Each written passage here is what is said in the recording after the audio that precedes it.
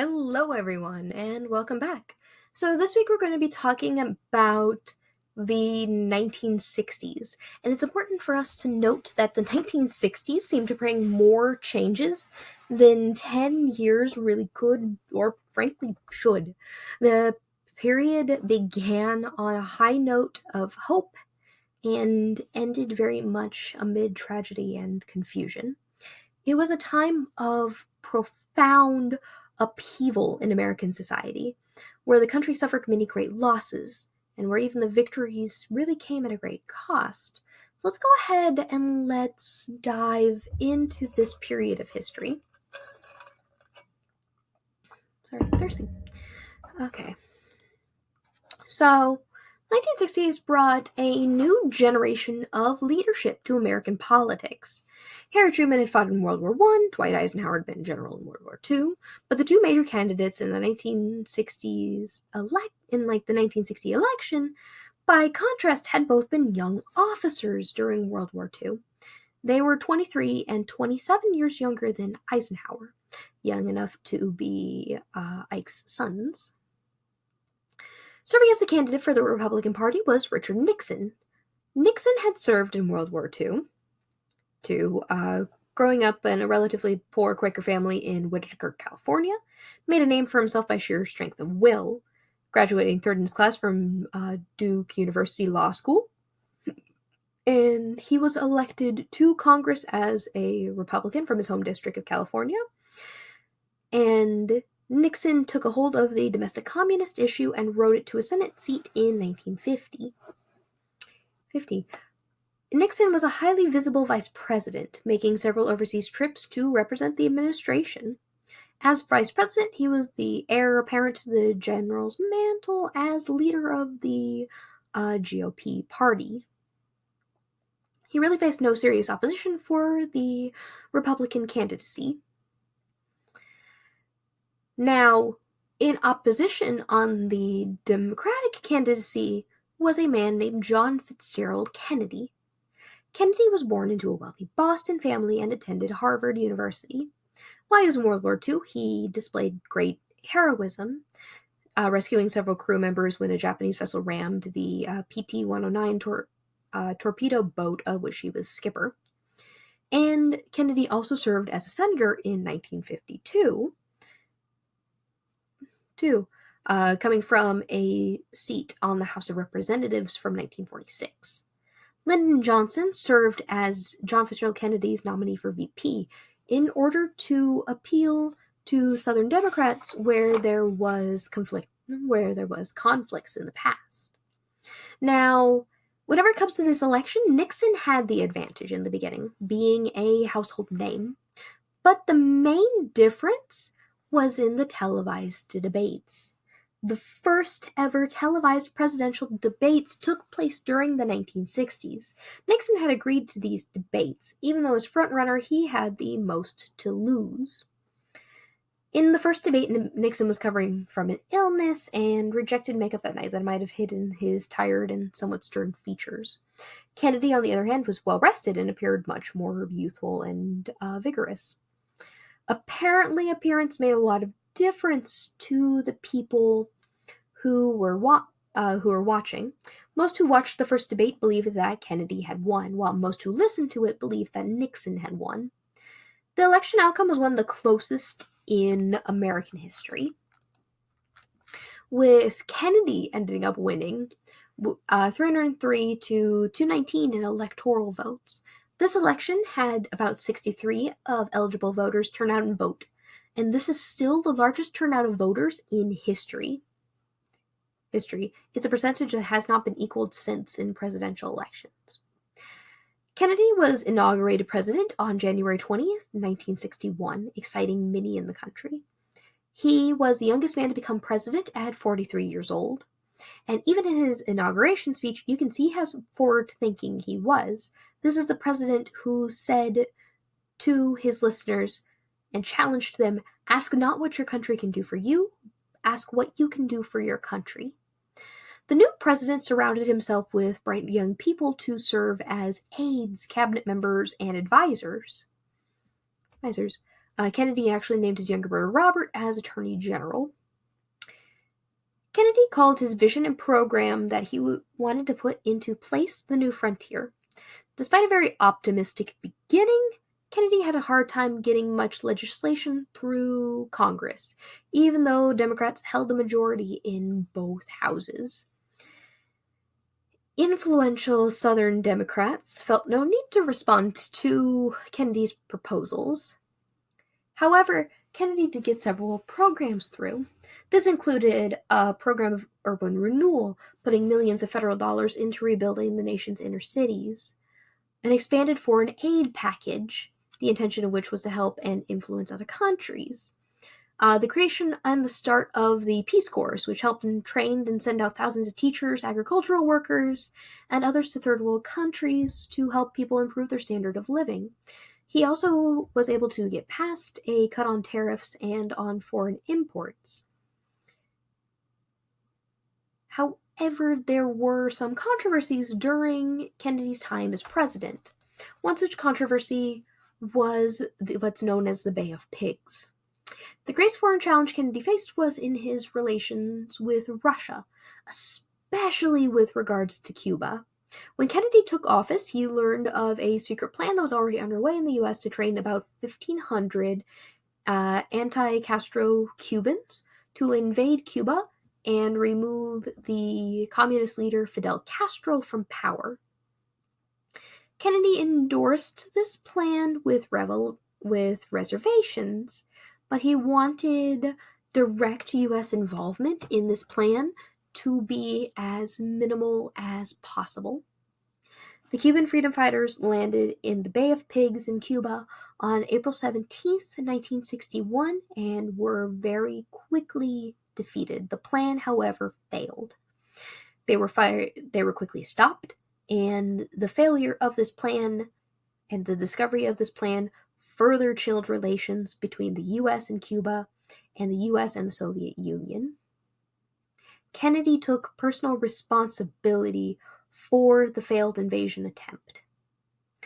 Kennedy met the leader of the Soviet Union, Khrushchev, later that year while touring Europe, and the young president was put very off balance by the aggressive Soviet leader, along with the Berlin Wall that was constructed and put into place between to divide the Eastern Communist sector from the free Western sector of the city of Berlin. The wall became a symbol of tense East-West relations, and the fact that the communists had to hold people under their rule by force. Kennedy visited the Berlin Wall in 1963, siding with West Berlin and those who wanted it taken down and freedom restored for the people. This is also another example of Kennedy's leadership was in his dealing with the Cuban Missile Crisis, which was handled much better than the Bay of Pigs. In 1962, Cuban leader Fidel Castro asked the Soviet Union to install nuclear missiles in Cuba that could potentially strike down targets in the United States. Castro did this as to have a way to respond to any future American invasions of Cuba.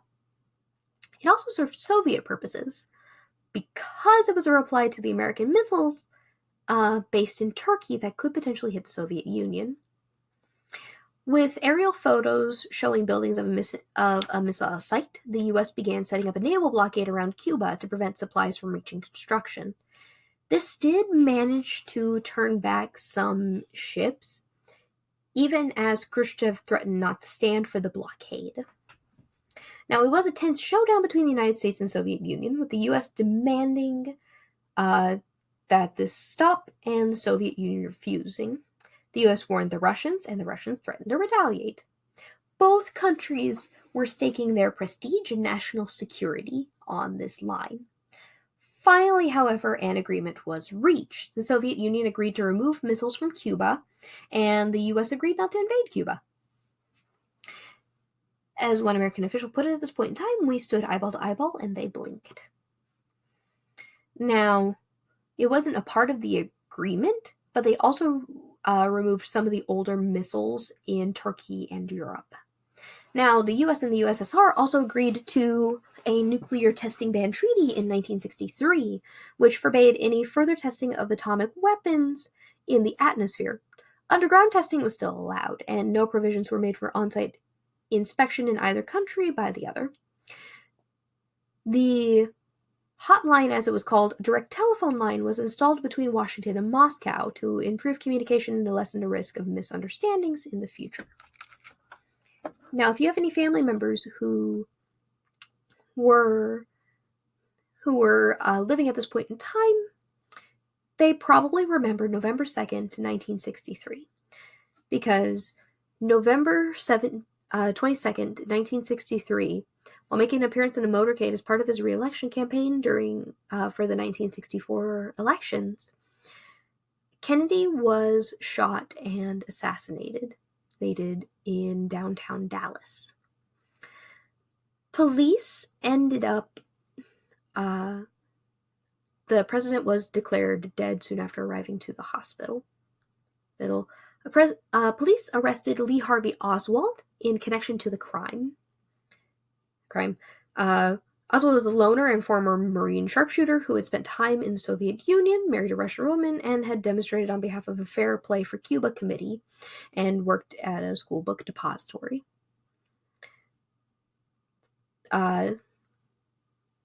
That afternoon, on the presidential plane bringing Kennedy's body back to Washington, Vice President Lyndon Johnson was sworn in as the new president. On the following Sunday, as Americans watched Kennedy's body be taken to Lyon State at the Capitol in Washington, Oswald was also being transferred to another jail before his trial. A Dallas nightclub owner named Jack Ruby stepped out and shot Oswald at point-blank range, with Oswald dying soon afterwards. Oswald's guilt or innocence was never established in relation to the crime in court. It was declared that Oswald was working on his own, but many conspiracy theories have emerged, and the discussion around this event is still going on today. But the issue isn't as hot as it has been in the past. Sufficient credible evidence has never been uncovered to prove that a conspiracy existed in the first place regarding Kennedy's assassination. Now, Lyndon Johnson was a Texas political operator from way back. He was elected to Congress in 1937, but was defeated in a U.S. Senate race in 1941. He won a Senate seat in 1948 and became Senate Majority Leader in 1955. Johnson accepted the second spot on the Democratic ticket for the 1960 election, but hated being vice president and had his sights set on becoming the president himself. Johnson was a New Deal liberal in the populist tradition. President Johnson primarily put pressure on Congress to support his legislative program once he became president after Kennedy's passing. This program started as Kennedy's program and did end up having changes made to it. This program was called the Great Society, and this included significant tax cuts, the 1964 Economic Opportunity Act to retrain jobless workers, and a package of aid to higher education with sweeping civil rights measures. Johnson believed that the federal government should guide American life and create opportunities for all Americans.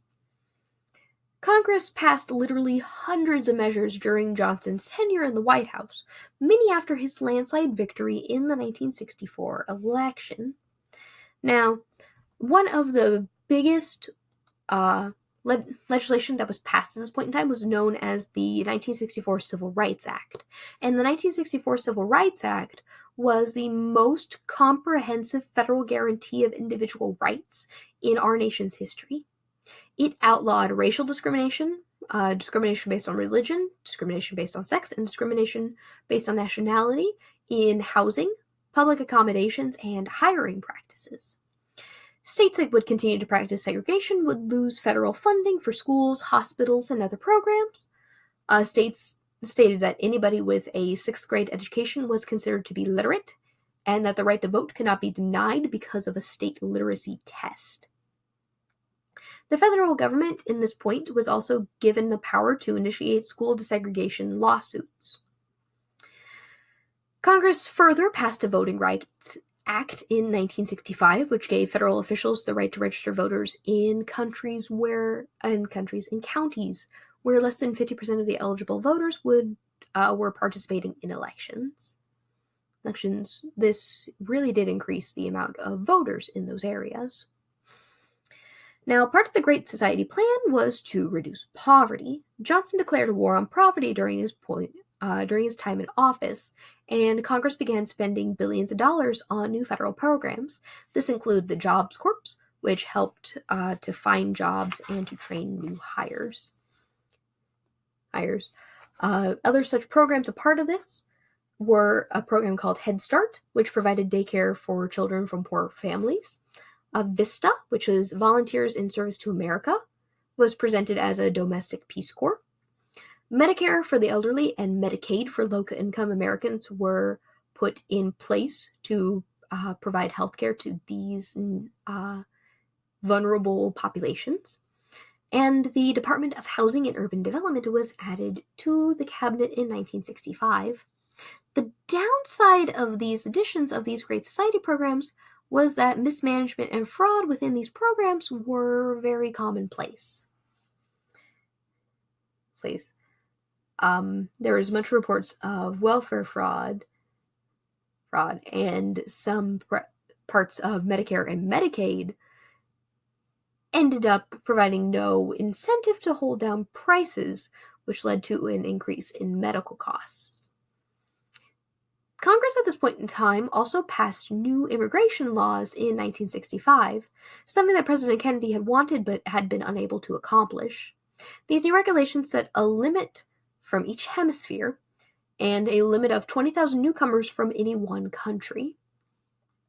Immediate family members of those already living in the U.S. were not part of these quota limits, meaning that many people from Hispanic and Asian countries were admitted into the U.S. Now, let's talk a bit about the 1964 election.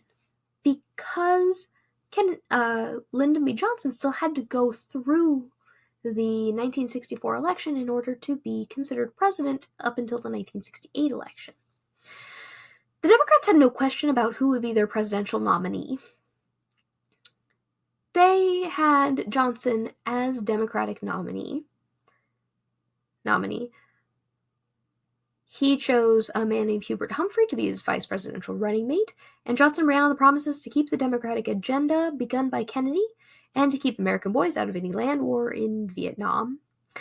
The Republicans were on a different story, trying to figure out what they wanted to do. The conservative Republicans believed the party had been for too long under the sway of what was called the liberal Eastern establishment of Eisenhower, Dewey, and many other leaders in the party weren't conservative enough for them. Arizona Senator Barry Goldwater was the leading spokesman for the conservative wing of the party and got the Republican nomination. He had a tendency to speak his mind forthrightly and unsettled voters, at least in the way his remarks were communicated in the media. Goldwater criticized the no-win policy being followed in the Vietnam War and urged an all-out bombing and a commitment to total victory over North Vietnam, and sharply criticized Johnson's Great Society programs as wrong and wasteful. Many Southern Democrats rejected Johnson's liberal stance. However, for the majority of Americans, Goldwater was far too conservative, and Johnson won the presidency with 61.1% of the public vote and an electoral college of 486 to 52. The Democrats also carried the Houses of Congress 2-1 at this point in time, which enabled Johnson's Great Society programs to move through Congress with little opposition. Now, at this point in history, many special interest groups came into existence. This includes the American Indian Movement, the National Organization for Women, the United Farm Workers, all these different organizations to further the rights of minority American people were put in place. 3 new amendments were also added at this point in history. The 23rd Amendment was added in 1961 that allowed the District of Columbia 3 electoral votes in presidential elections. The 24th Amendment was passed in 1964, allowing the poll tax for federal elections to be outlawed, and thus in practical terms for all elections. By 1967, the 25th Amendment became part of the Constitution, and it was passed in response to the death of President Kennedy. It made clear that the vice president would become president when the presidency became vacant. A vacancy in office of vice president is to be filled by a presidential appointment to be confirmed by both majority of houses of Congress. There was also many landmark Supreme Court decisions, and I'm going to talk about them briefly. Your book goes into far more detail than I can get into for this lecture. But the most important ones were Reynolds versus Sims, which ruled that both houses of state legislature had to be based on population. Baker versus Carr, which required that states had equitable reappointment in their legislative districts every 10 years. The Battle of Mapp versus Ohio, which said that evidence taken without a search warrant could not be used in court. Gideons versus Wainsworth, in which it was stated that the accused person has the right to an attorney, and this created the public defender position for those who could not afford an attorney. And Miranda versus Arizona, an accused person cannot be denied an attorney during police questioning. Question. After Miranda ruling, arresting officers had to read a suspect their Miranda rights.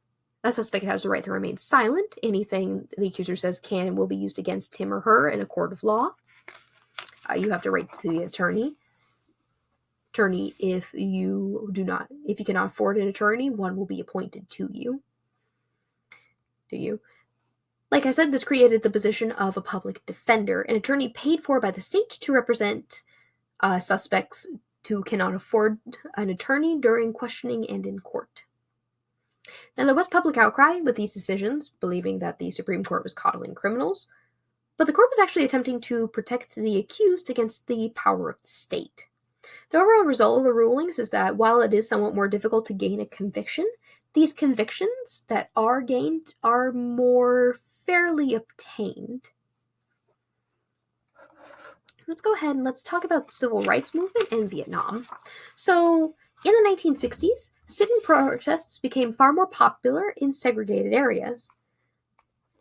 Things like segregated lunch counters would have black people sit in on the seats, basically taking up space, and anytime somebody was taken away, another person would fill that spot, blocking the service from being used by either whites or African Americans. Blacks also encouraged segregated public swimming pools, protests. These were called wade-ins, and in other segregated facilities, hoping to change segregation laws by defying them. Now, this often resulted in anger from white citizens and violence against these demonstrators.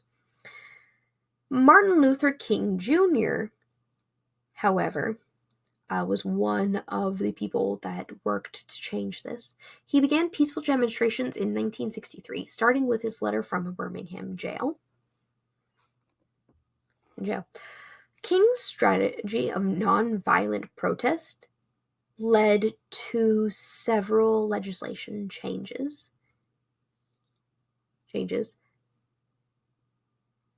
being put in place. While President Kennedy had been slow to act vigorously on the civil rights issue, he was moved to take a stronger position for equality for African Americans by what he saw was happening. Kennedy proposed sweeping new federal laws that protected the civil rights of all Americans, leading to the Civil Rights Act. By 1965, more violent protests had begun to take place, increasing the tension between these two parts of societies. Most African Americans were nonviolent, and King himself rejected the use of violence. But a segment of the African American population began to rise up in revolt, not so much at the discriminatory laws, but in what they saw as a discriminatory society. Many began to talk of racial separation, not integration, of exercising black power to reshape American society. Now, these violent protests led to greater lines of fear being drawn between these communities. Also in 1960s, there were tensions brewing in Vietnam. North Vietnam, which was led by a man named Ho Chi Minh, wanted to take over South Vietnam and bring it under communist control.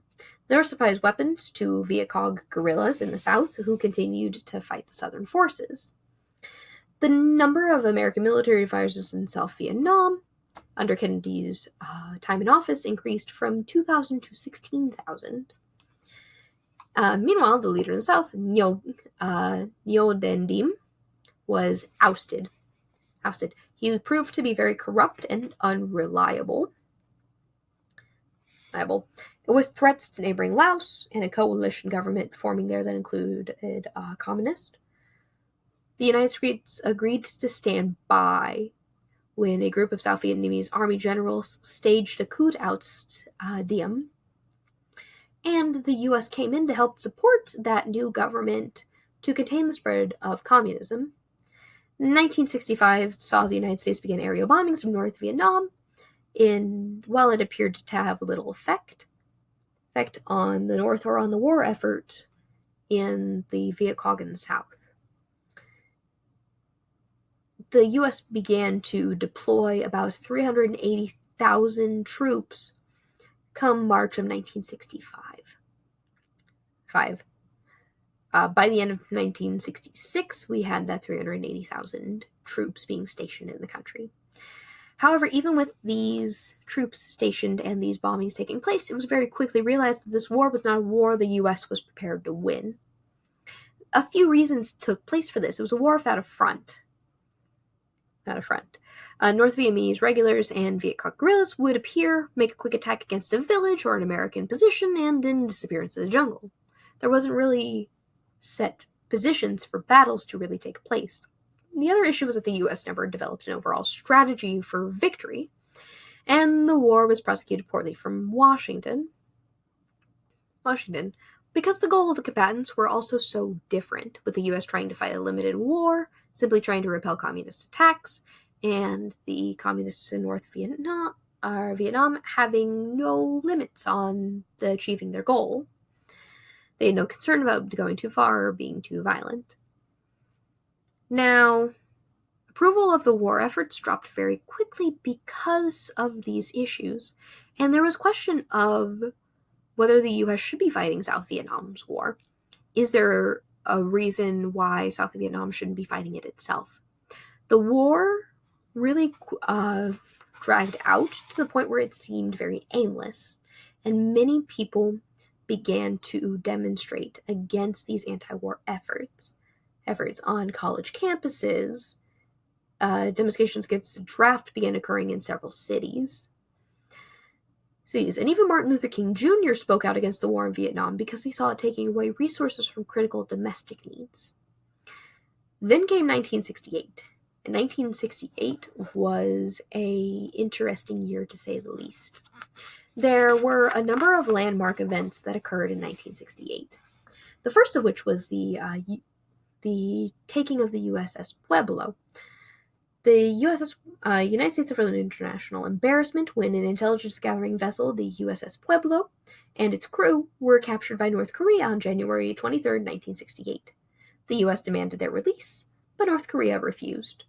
America was caught between either going in after the ship and crew and perhaps causing further conflict, or pursuing release via diplomatic channels and appearing to be powerless. It took much diplomacy for them to be freed, but they were freed on December 22nd. On January 31st, the Vietnamese New Year, called Tet, the Tet Offensive occurred. North Vietnamese Army regulars and Viet Cong guerrillas attacked American positions throughout South Vietnam. The Tet Offensive caused significant American losses, but the U.S. were able to launch a counteroffensive that inflicted even heavier casualties onto the Viet Cong and onto North Vietnam soldiers. I apologize. They actually ended up losing the Tet Offensive, but decisive damage was done to the entire war effort in American public opinion. President Johnson's approval rating after this Tet Offensive stood at 35%. Peace negotiations between North and South Vietnam and the United States began on May of 1968 and bogged down almost immediately with petty disputes. Talks continued off and on for years while the fighting continued at this point in time. The Democratic Party began to splinter once again. Democratic Senator Eugene McCarthy announced an almost unprecedented challenge to the incumbent president on a bid for Democratic nomination on a clearly anti-war platform. He pledged to end American involvement in Vietnam and seek terms for peace. McCarthy wasn't well known, but quickly became the standard bearer for Democrats who were dissatisfied with Johnson's handling of the war. In the primary, Johnson won with 48% of the vote, but McCarthy received an astounding 42%. And by March 31st, President Johnson made a televised speech in which he said he was going to curtail American bombing in North Vietnam and to seek a negotiated peace. He also said that he would neither seek nor accept the Democratic Party's nomination for another term. Now, over on the Republican side of things, there wasn't much distress going on. The nomination of Richard Nixon took place as their nominee for the presidential candidacy. Nixon had run for governorship of California in 1962, but had lost. Now, Nixon returned to private life, supporting Barry Goldwater in 1964 and receiving positive reception from Republicans around the country. He decided to try to run for presidency again in 1968, and Republicans supported him overwhelmingly, receiving the nomination. He chose Maryland Governor Spiro Agnew as his running mate. Nixon said that he had a secret plan to end the war at Vietnam, but did not want to divulge it during his campaign. One of the main themes of this Republican campaign was law and order, a response to rising crime rates and widespread looting in cities. Now, it wasn't all things like this. On April 4th, Martin Luther King Jr. was assassinated as he stood on the balcony of the Lorraine Motel in Memphis, Tennessee. King had gone to Memphis to intervene in a sanitation worker strike. Riots broke out as people mourned the loss of this great leader. And after aiming for the presidential nominee on the Democratic side of things, Robert Kennedy, brother of John Kennedy, was assassinated. Now, Governor George Wallace actually ended up running as an independent in the 1968 election, charging that there's not a dime worth of difference between the Republican and Democratic parties. In his early political career, Wallace had been a staunch segregist, and by 1968 he had moderated his position. Wallace ran on a strong defense of state rights and a pledge to win the war in Vietnam. This didn't really affect things much. Nixon won the presidency with a 301 to 191 electoral vote majority. And that last bit is where we are going to stop for the night, for today. Please don't forget to complete your study guide and complete the quiz. And I will see you guys next week as we move further into the 1970s. Have a good rest of your week, and I will see you all later.